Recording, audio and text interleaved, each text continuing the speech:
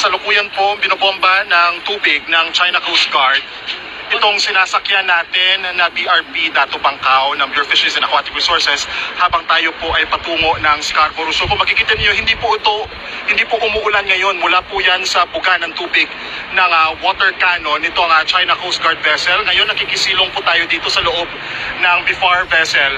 Kung makikita po ninyo, ayan ngayon patuloy po yung pagbuga ng tubig. Ilang oras na rin po tayong sinusundan, hindi tinantanan nitong Coast Guard ship. Kung makikita po ninyo, ayan patuloy po yung